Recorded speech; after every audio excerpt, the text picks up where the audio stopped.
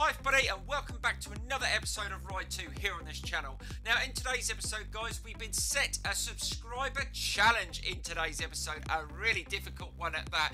Now the challenge is to race the Suzuki Hayabusa 2015 on the Maku road circuit, which is one of the hardest circuits on this game, on the hardest level with no assists.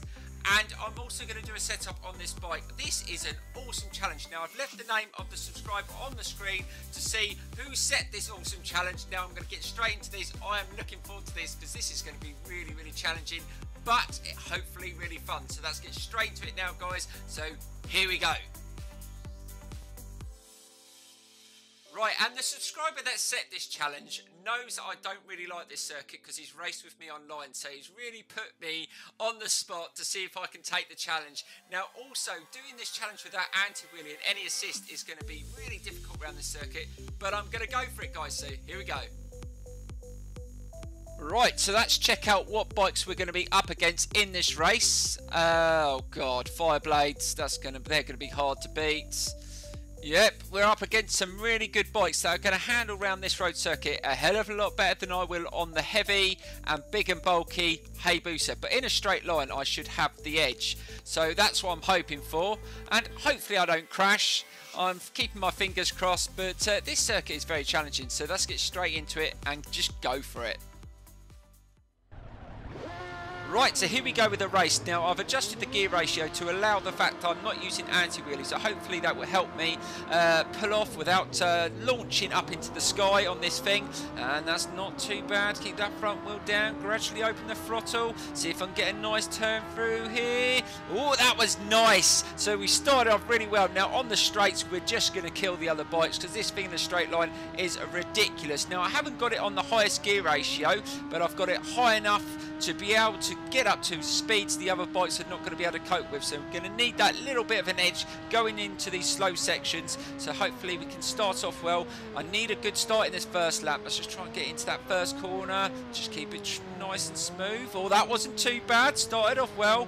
And here, oh god, that's really tight through there. Right, now open the throttle as much as I can through here. Try and get the speed up, and I need to try and keep that gap. And let's just try and slow it down through here. That's not too bad. Just try and keep it nice and steady.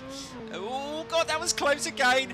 Really trying to risk it here. And again, it's really hard to turn this bike. And oh god, get that front wheel down. Bloody hell. I've got to be careful not using anti-wheelie on this bike. And bikes like the H2R is absolutely insane. But it's fun. So I've just got to try and keep it nice and smooth and not go over the top and just open the throttle, because that's where I'm just going to get kicked off. Keep it nice and smooth through there. Oh, nicely does it. But they've caught up with me, so I'm going to have to try and get that lead back if I can. This is a very difficult right-hand turn. You've got to allow for bikes coming right up the inside through there, and this one's difficult as well.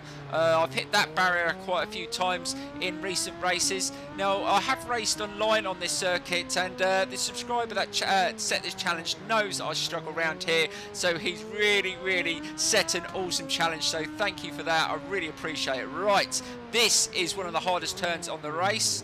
Let's just try and just let go. Yes, we've got round there. Now you've got to gradually open the throttle down here, because again, going down the hill, if you open full throttle you will just fly off the back of the bike, and we've managed to gain a bit more of a lead, which is good. Now if we can just really go for it going into the second lap, we might be able to extend that even more. Keep that front wheel down. Again, this bike has so much power, and it's really good on the straight, so this is where we've got to really make up some time. So far the challenge is going well. So that's the first lap out the way, and we're in a decent position, so that's a good thing. Right, let's get a nice turn in here. Let's really open the throttle on this bike now and see what sort of speeds we can hit. Oh, we've got this difficult right hand turn. Slow it down. Let's just get ready for this turn. This turn can be really difficult.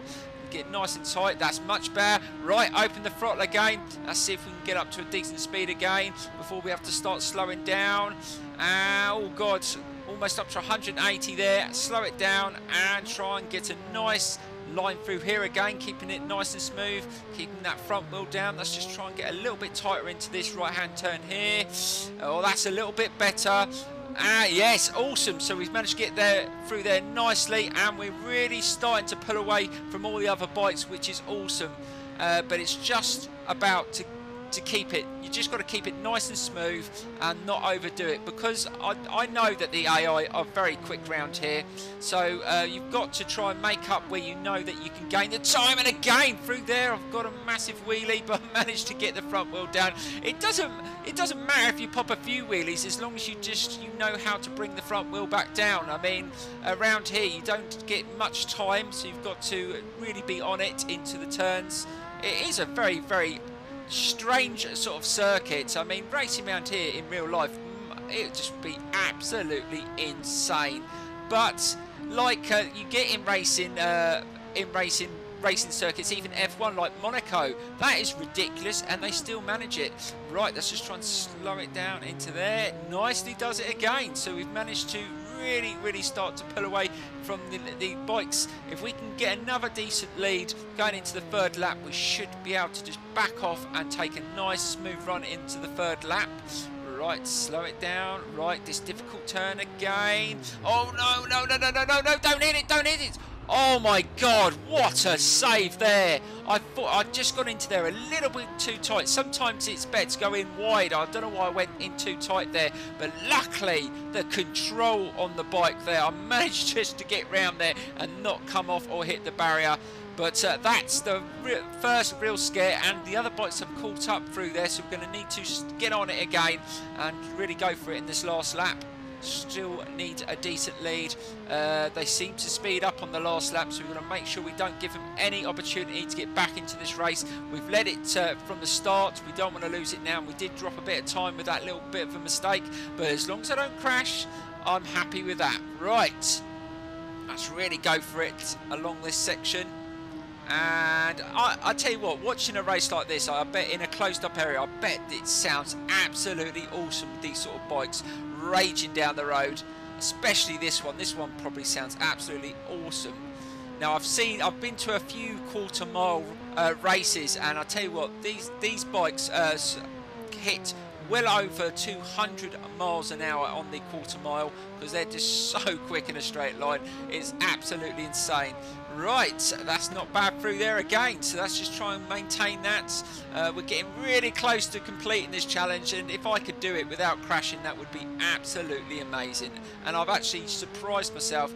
Normally I would have crashed out a few times by now, but there's still time for that, so I better shut my mouth.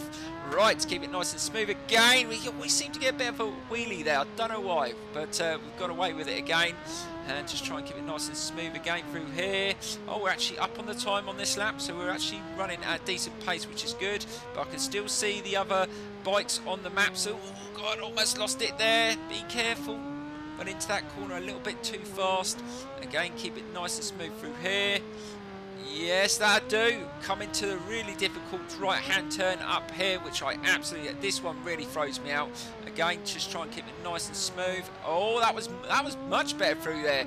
Again, showing that this bike does handle quite well. And again, oh, we're getting close to the end of the race. I'm starting to get a little bit twitchy here. I could still muck it up. I've got to go a little bit wider into this turn this time. We can't afford to go in too tight again. Oh my God, really starting to get twitchy through here again. Right, and we've dropped a bit of time. Let's go a little bit wider. Yes, that's much better. That worked nicely. Right, just try and get nice and smooth down here and start opening that throttle. So here we go. We've got a couple more right-hand turns, and we should be able to complete this awesome subscriber challenge here in today's video. Right, nice and tight there, and open the throttle. The bikes are not going to catch up with me now, not through here. Now one more corner, and then we've done it, guys.